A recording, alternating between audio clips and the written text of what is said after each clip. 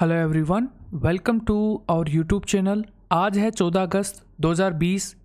आज के जितने भी करंट अफेयर्स हैं इस वीडियो में हम यहाँ पर डिस्कस करेंगे। पहला क्वेश्चन क्या है, अमेरिकी डेमोक्रेट पार्टी ने निम्नलिखित में से किस भारतीय मूल की महिला को उपराष्ट्रपति पद के उम्मीदवार के लिए यहाँ पर चुना है। इनका नाम है, ऑप्शन नंबर ए करेक्ट होगा यहाँ पर, कमला हैरिस जो है ये है यहाँ पर।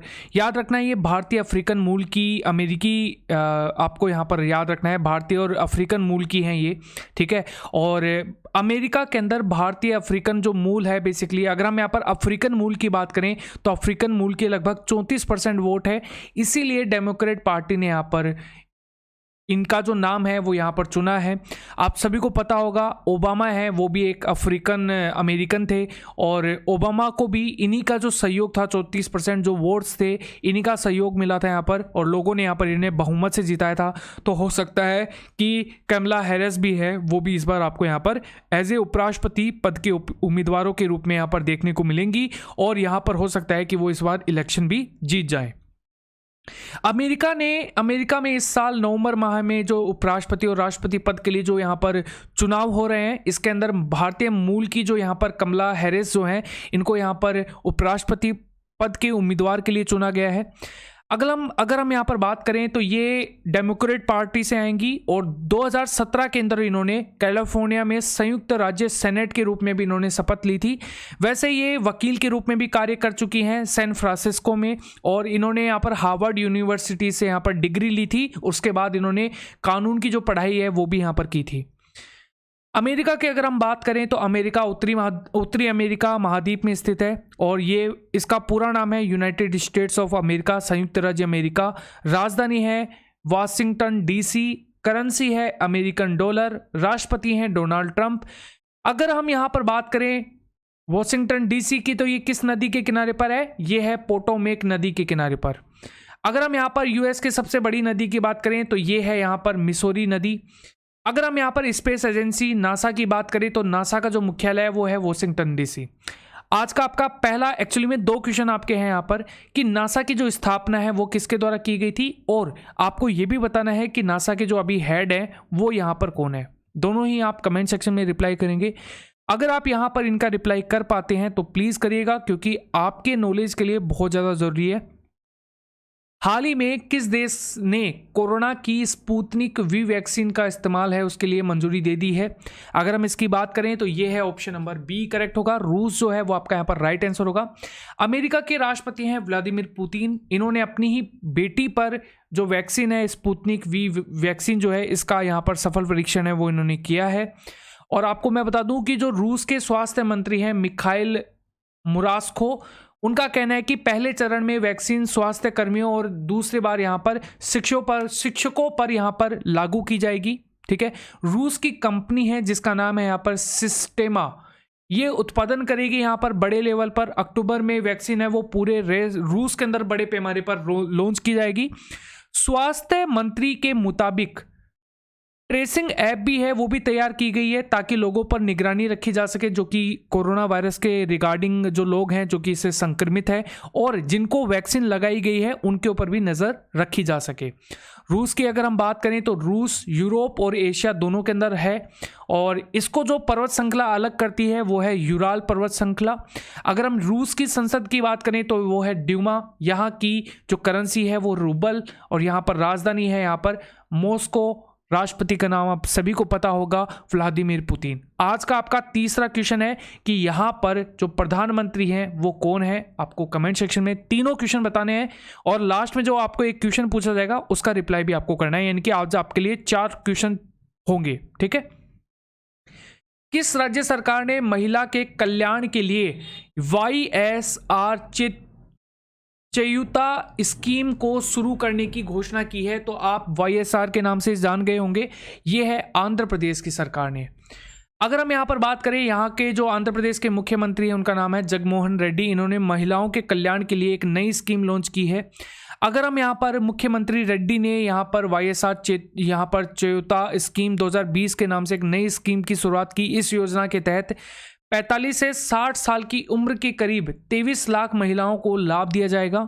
राज्य की यहाँ पर SC, ST, OBC और अल्पसंख्यक समुदाय ताल्लुक रखने वाली जो महिलाएं हैं इस योजना का फ़ायदा उठा सकेंगी। इस योजना के तहत महिलाओं को हर साल 18,750 रुपये इन्वेस्टिंग यहाँ पर इंसेंटिव जो है वो यहाँ पर मिलेगा। इस स्कीम के जरिए महिलाओं को बैंक से 75,000 रुपये तक का ऋण है वो यहाँ पर दिया जाएगा। अगर हम आंध्र प्रदेश की बात करें तो कैपिटल जो है वो है विशाखापट्टनम। ये है आपकी यहाँ पर एक्सक्लूसिव जो आपकी कैपिटल है। अगर हम यहाँ पर जुडिशियल कैपिटल की बात करें वो है कुर्नूल, और अगर हम यहाँ पर लेजिस्लेटिव कैपिटल की बात करें तो ये है अमरावती। इसका फॉर्मेशन कब हुआ था? यहाँ पर 1953 1 अक्टूबर को। मुख्यमंत्री है वो है यहाँ पर YSR जगनमोहन रेड्डी, ठीक है। और अगर हम राज्यपाल की बात करें तो वो है विश्वभूषण हरिचंद्रन। लेजिस्लेटिव असेंबली यानी कि विधानसभा की जो सीटें हैं वो यहाँ पर कितनी है? 175 हैं। अगर हम यहाँ पर लोअर हाउस यानी कि लोकसभा की सीटों की बात करें तो वो है 25। अगर हम राज्यसभा की सीटों की बात करें तो वो है 11। यहाँ पर जो नंबर ऑफ डिस्ट्रिक्ट्स हैं वो है 13। और अगर हम लैंग्वेज की बात करें तो वो है तेलुगु। यहाँ के अगर हम बात करें मुख्य न्यायाधीश कौन है तो ये है जितेंद्र कुमार। ये सारी की सारी चीज़ें आपको यहाँ पर याद रखनी है। आपको हम यहाँ पर आंध्र प्रदेश के बारे में बात कर रहे हैं तो आंध्र प्रदेश जो है, ठीक है, आपको इसके बारे में जितनी ज़्यादा इन्फॉर्मेशन याद रखनी है आप उतनी ज़्यादा इन्फॉर्मेशन है वो यहाँ पर याद रख सकते हैं। ये रहा आंध्र प्रदेश, आप यहाँ पर देख पा रहे होंगे।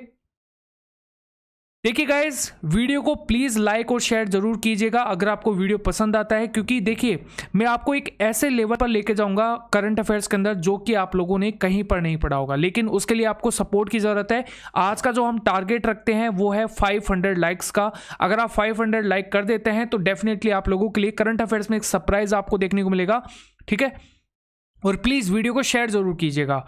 हाल ही में किस संगठन ने भारत में मानसून से सर्वाधिक प्रभावित समुदायों को सहायता देने की घोषणा की है? ये की है ऑप्शन नंबर बी करेक्ट होगा। यहाँ पर संयुक्त राष्ट्र जो है यहाँ पर वो आपका यहाँ पर राइट आंसर होगा। संयुक्त राष्ट्र भारत में सबसे वंचित और प्रभावित समुदायों को मानवीय सहायता पहुंचाएगा, ठीक है। और संयुक्त राष्ट्र महासचिव एंटोनियो गुतेरेस के प्रवक्ता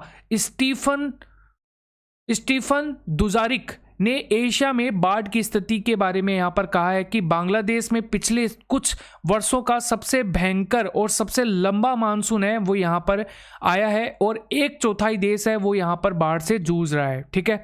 अगर हम यहाँ पर संयुक्त राष्ट्र की स्थापना की बात करें तो ये 24 अक्टूबर 1945 में इसकी जो स्थापना है वो यहाँ पर की गई थी।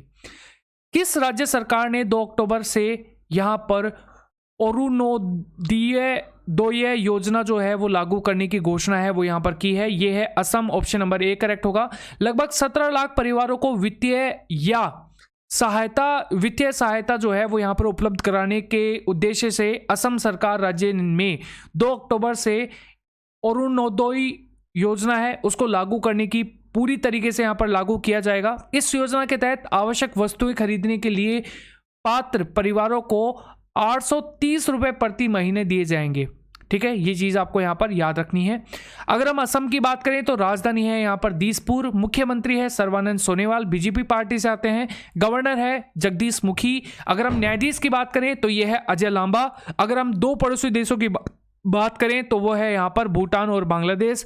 लोकसभा की सीटें हैं 14, राज्यसभा की सीटें हैं 7, विधानसभा की सीटें हैं 126। 7 पड़ोसी राज्य हैं यहाँ पर पश्चिम बंगाल, मेघालय, त्रिपुरा, मिजोरम, मणिपुर, नागालैंड, अरुणाचल प्रदेश और मिजोरम।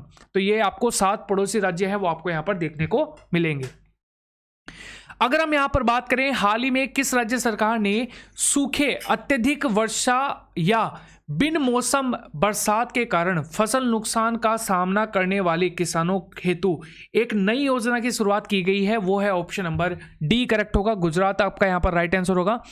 इसके तहत किसानों को उक्त स्थितियों में यहाँ पर नुकसान की भरपाई है वो यहाँ पर किए बिना कोई यहाँ पर प्रीमियम दिए मुआवजा यहाँ पर मिल सकेगा, ठीक है। कोई भी प्रीमियम अगर नहीं भरेगा उसके बाद भी उनको यहाँ पर मुआवजा है वो यहाँ पर दिया जाएगा। गुजरात के मुख्यमंत्री ने कहा है कि यहाँ पर राज्य सरकार की नई योजना इस वर्ष के लिए प्रधानमंत्री फसल बीमा योजना का स्थान लेगी। हालांकि यह योजना केवल 1 वर्ष के लिए ही लागू की जाएगी। इस योजना के तहत सरकार जो राज्य सरकार है इसको यहाँ पर 4500 करोड़ रुपए रुपए का खर्च करेगी यहाँ पर इस वर्ष खरीफ यानी कि मानसून के मौसम में जो फसल बोने वाले किसानों को यह इस योजना का जो लाभ है वो यहाँ पर मिलेगा। क्षतिपूर्ति केवल तभी की जाएगी जब यहाँ पर फसल का नुकसान है वो 33% से अधिक होगा, यानी कि 1/3 से अधिक होगा, तभी यहाँ पर क्या मिलेगा, मुआवजा मिल पाएगा। गुजरात की बात करें, गांधीनगर है कैपिटल, मुख्यमंत्री हैं यहाँ पर विजय रूपाणी, गवर्नर है यहाँ पर आचार्य देवव्रत, मुख्य न्यायाधीश है यहाँ पर विक्रम नाथ, पड़ोसी जो यहाँ पर पड़ोसी देश है वो है पाकिस्तान, आप सभी जानते हैं। 3 पड़ोसी राज्य हैं राजस्थान, एमपी और महाराष्ट्र। अगर हम यहाँ पर लोकसभा की सीटों की बात करें 26 है, यहाँ पर विधानसभा की सीटें हैं यहाँ पर 182, राज्यसभा की सीटें हैं 11। गुजरात की समुद्र तट की जो यहाँ पर लंबाई है वो कितनी है यहाँ पर 1214 किलोमीटर।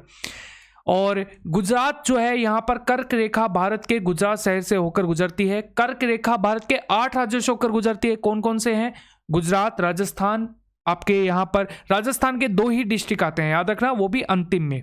ओके, मध्य प्रदेश आता है, छत्तीसगढ़ आता है, झारखंड आता है, पश्चिम बंगाल आता है, त्रिपुरा आता है और मिजोरम आता है।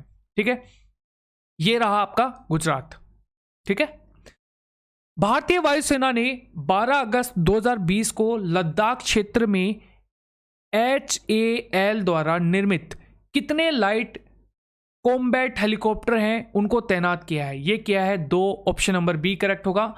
हिंदुस्तान एरोनॉटिक्स लिमिटेड ने हाल ही में कहा है कि वायुसेना ने मिशन में सहयोग के लिए कम समय में नोटिस पर उनके द्वारा निर्मित 2 हेलीकॉप्टर लड़ाकू हेलीकॉप्टर हैं, ठीक है, लेह की ऊंचाई पर यहाँ पर स्थापित करने का, तैनात करने का निर्णय है वो यहाँ पर लिया है। ठीक है, ये चीज़ आपको यहाँ पर याद रखना है।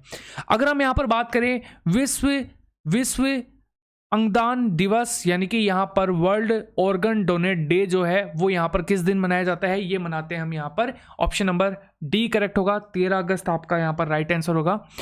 प्रतिवर्ष 13 अगस्त को विश्व अंगदान दिवस है वो यहाँ पर हम उस दिन के रूप में यहाँ पर मनाते हैं। इसका उद्देश्य है अंगदान के बारे में, यानी कि ऑर्गन्स को डोनेट करने के बारे में यहाँ पर किया जाना चाहिए। ठीक है, अंगदान और प्रत्यारोपण मानव अंग प्रत्यारोपण अधिवेशन 1994 के अंतर्गत आता है जो फरवरी 1995 में यहाँ पर लागू हुआ था। ठीक है, अगर हम यहाँ पर इस महीने के डेज की बात करें तो 1 अगस्त से 7 अगस्त तक हमने यहाँ पर मनाया है विश्व स्तनपान सप्ताह है।